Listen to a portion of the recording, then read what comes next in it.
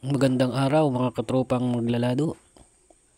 Ito yung darak na binili ko kanina. Ito po ay nagkakahalaga ng 19 pesos kada kilo. At ayan mga katropa, kung mapapansin ninyo ay pinong-pino.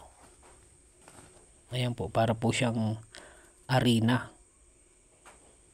Ganda ng texture oh.